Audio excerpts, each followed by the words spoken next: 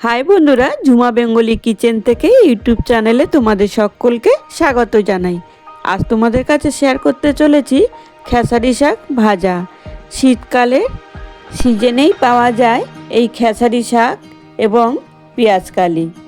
আজকে আমি বেগুন ও পেঁয়াজকালি দিয়ে খেসারি শাক ভাজা বানাবো।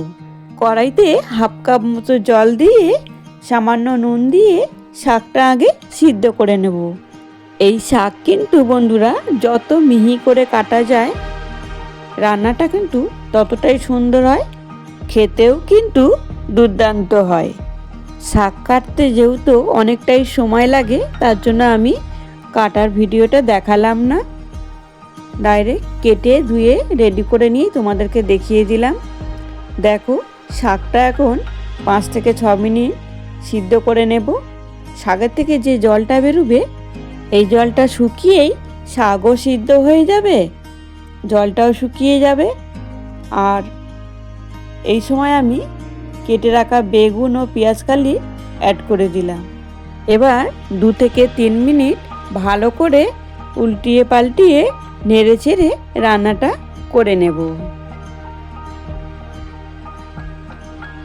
আরও আমি 2 থেকে 3 মিনিটের জন্য ঢাকনা দিয়ে ঢেকেও দেবো, কারণ পেঁয়াজকালি ও বেগুনের থেকেও একটা জল বেরোবে। এই জলটাও কিন্তু শুকিয়ে যাবে, পেঁয়াজকালিও সিদ্ধ হয়ে যাবে, বেগুনও সিদ্ধ হয়ে যাবে।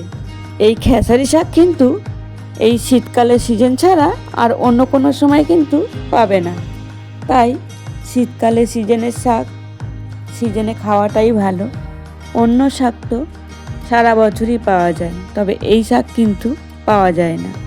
রেসিপি ভালো লাগলে আমার সকল বন্ধুদের বলবো দয়া করে একটি লাইক দিয়ে পুরো ভিডিওটি দেখার অনুরোধ রইল। আর যদি চ্যানেলে নতুন বন্ধু হয়ে থেকো তাহলে বলবো আমার এই ছোট্ট চ্যানেলটিকে একটি সাবস্ক্রাইব করে আগিয়ে নিয়ে যাওয়ার অনুরোধ রইল। দেখো, তোমাদের সঙ্গে কথা বলতে বলতে শাক কিন্তু আমার সিদ্ধ হয়ে গেছে। এখন কড়াই থেকে শাকটা নামিয়ে নিচ্ছি। এবার কড়াইটা পরিষ্কার করে নিয়ে কড়াইতে প্রয়োজন মতো সরষের তেল দিয়ে ফোড়নে দিলাম কতগুলো রসুন কোচানো, কয়েকটা শুকনো লঙ্কার টুকরো, কয়েকটা কাঁচা লঙ্কা ফাটিয়ে আমি ফোড়নে দিয়ে ফোড়নটা এবার বেশ ভালোভাবে নেড়ে চেড়ে ভেজে নেব। দেখো, ফোড়ন থেকে বেশ একটা সুন্দর গন্ধ বেরিয়ে এসছে। এবার এই সময় আমি সামান্য একটু হলুদ অ্যাড করে দেব। হলুদটা অ্যাড করে দিয়ে আবারও বেশ ভালো করে নেড়ে চেড়ে ফোড়নটা ভেজে নেব। যে কোনো শাক ভাজায় দেখবে হলুদ ছাড়া যদি শাক রান্না করা যায় সেই শাকের টেস্টটাই হয় কিন্তু আলাদা, খেতেও কিন্তু দারুণ লাগে। যেহেতু শাক হলুদ ছাড়া কোনো শাকই খেতে নেই, তার জন্য সামান্য হলেও একটু হলুদ দিতেই লাগে। দেখো, এবার আবারও বেশ ভালো করে নেড়ে চেড়ে রান্নাটা করে নেব। শাকের জল কিন্তু পুরোপুরি এখনও শুকনো হয়নি। আমি আবারও বারে বারে ঢাকনা দিয়ে ঢেকে রান্নাটা করে নেব। যতক্ষণ না জল শুকনো হচ্ছে ততক্ষণ এইভাবে নেড়ে চেড়ে শাকটা ভেজে নিতে হবে।